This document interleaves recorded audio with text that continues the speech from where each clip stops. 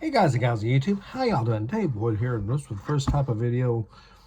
The cord, they said it was the wrong one, so I still have my other microphone set up, but this will be the first type of video where I'm going to approach the whole thing about Lego sets as a play set as well as collectability, and I'm going to break them down into actual like play sets like your base mock style or your vehicle play set. And of course, under vehicles, there's your flyers versus, terrestrial, blah, blah, blah, blah, blah. Okay, let's get into this. First one, very, very excited.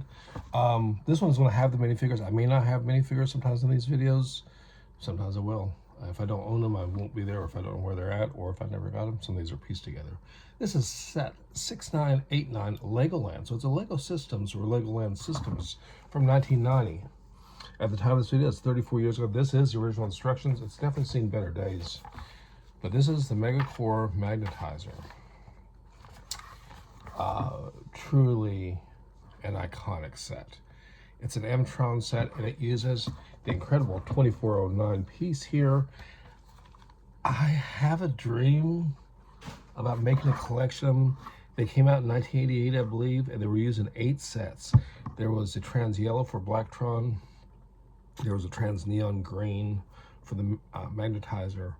Blue was used a lot, and there was an orange one for Ice Planet 2002 for the base. Anyways, let's get on to the magnetizer.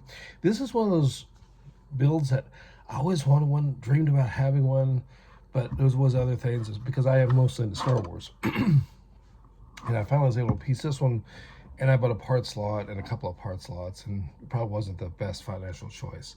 But after getting it, you have to remember these old builds, they were limited to pieces, and sometimes the legend is better than what the reality is. It's a great set, no regrets, but sometimes you shouldn't meet your heroes. All right, anyways. I'm gonna bring it here, and I'm gonna go ahead and rotate this downward so you can see the size of the wheels. Hey, we'll use him as a little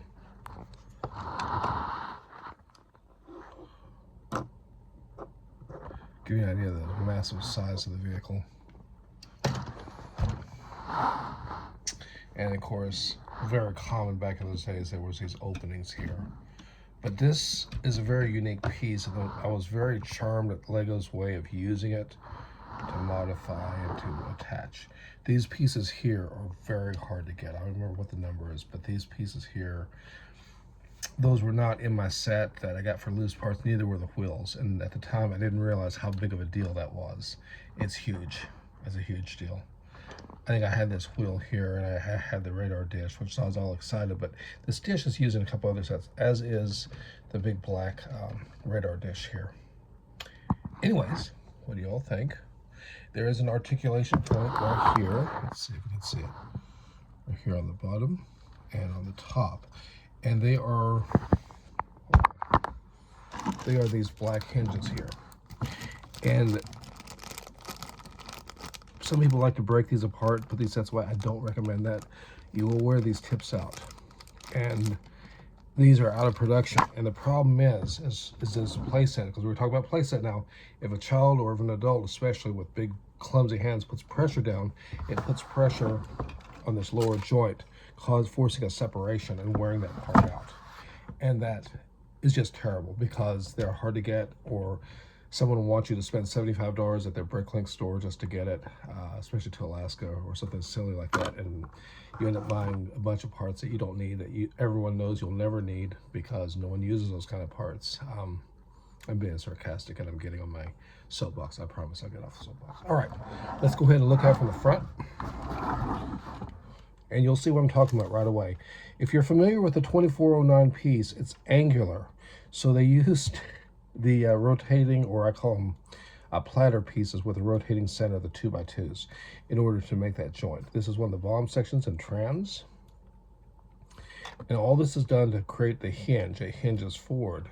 This part here up on top, I'm gonna move this magnet out of the way, lifts up, which that's a big radar dish. It's so hard to get, or it was. Blacktron also used it. And then this thing hinges forward. And you got 3 minifigures in front. All are basically identical. I believe someone's YouTube channel is telling me there was a second variation, something to do with the air tanks, I think, but I don't have that one here. These are the figures here. I have one of these guys has a very loose head. Yeah, no cracked torsos, but this set was very, very played with. However, well, most of it, automatic magnets. This thing is full of magnets, and that's not actually where the word magnetizer came from, I don't believe. But M-tron is a funny thing. In here in North America and stuff, I believe they were seen as like builders or mining, but in Europe they're like mechanics and maintenance. I don't know what the difference it really matters, but it is curious when you consider Blacktron and some of the other elements of early space, classic space. So anyways, inadvertently, I operated the magnet, got the little knob on the side here, and this is a very cool piece. It's literally section gears that run through, so you can move these boxes. You have to manually use your hand. There is a hinging point here, which will allow this to go up, but tends to snap loose because this is an old set. So we're showing the play features now. You could rotate this around, bring it in, bring it over. It will easily pick these boxes up, and you can just do a 360 roll. Now, let's go ahead and move this guy over here. Let's look at these boxes. Now, this is back in the Lego string days. If you're familiar, or if you're fortunate enough not to have ever seen it, you got a hammer build here, you got the two standard 1x rounds, but you have a piece of string goes through the center of the one, and it makes this fueling nozzle. Yeah, and there was a fueling nozzle for like an underwater set too, which I have no words. I'm sorry. This has a very cool spool and a spindle system, so you can bring this back in. And here's something wrong. I just realized I'm missing a part. This right here is wrong. This towel. It's supposed to be one of these, and I do have one somewhere. I think it might be correct. So that's wrong right there. And that's one of the things about these, when you're piecing together sets, sometimes you'll realize you forgot to do something. But it's got the 2 wrenches on this side, it's got the hammer on the other side, it's got these builds here, which will slide out if you need them to. Actually, this one, I guess it's locked in. I thought they slid out because they're just looped over here. But anyways, they're hinged down. Pretty cool little build. They lock back up on top fairly securely. They are a little bit loose, I mean. And this build here has these correct pieces. It's a box.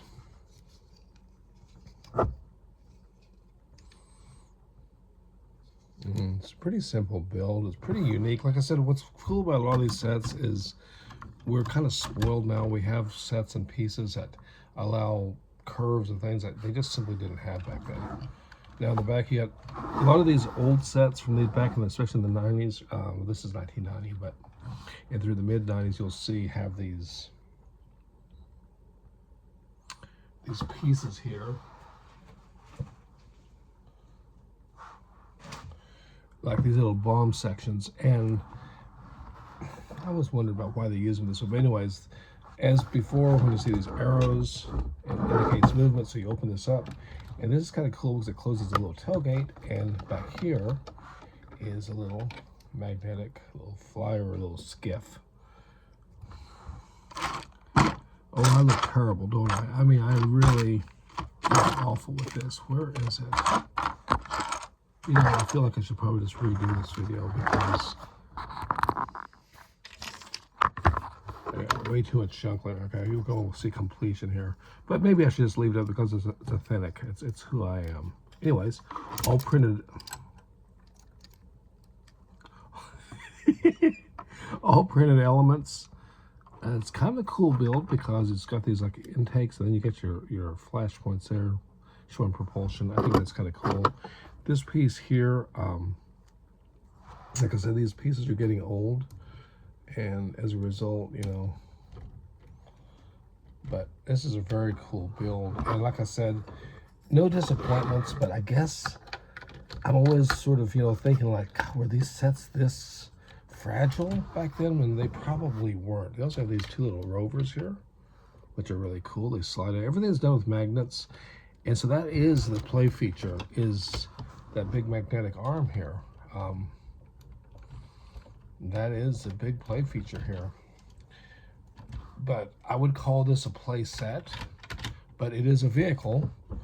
Could it be used in a mock? Absolutely. It is massive. It's actually quite heavy. And this is unique the way the wheels are done. If you notice, those are actually Technic axles going through.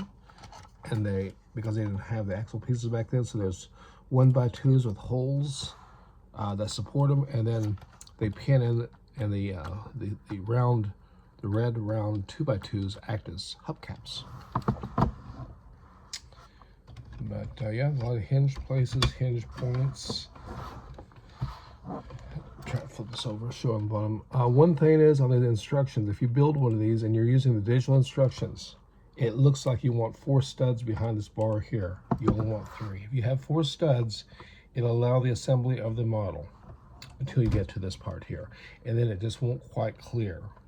There's a little magnetic box here. And it'll be very annoying, a source of great annoyance for you. And that's where the problem is. And one or two of the digital instructions, I saw that it's very deceptive. But thankfully, I do have the physical instructions, which isn't a whole lot better because, back then they were all colorized and they sometimes they're hard to read. They're a little shadowy, like dark gray, as actually they mean black. And then the actual dark gray is only a slightly different shade, and it's like, huh?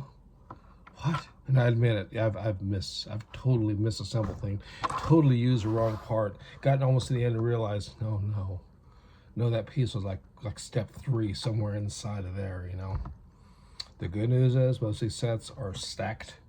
They're not deep Technic skeletons with paneling like today's sets, so it's sometimes not as hard to repair something, but no one likes to build something wrong. And I've known people in my life who will just use another part and let that other one sit, figure no one's going to see it. But for me, I know it's there. Anyways, the Mega Core Magnetizer from 1990, I would say it's an absolutely a legendary set. Collectible, iconic, and truly celebrates a golden era of Lego.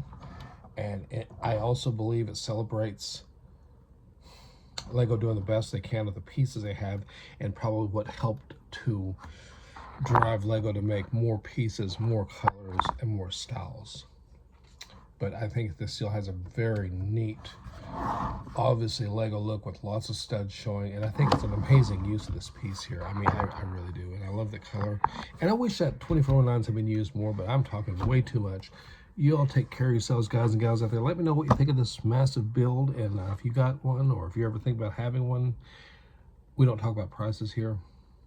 We don't talk about price, especially on old sets like this. I just don't, because it's so subjective. What is affordable, what isn't.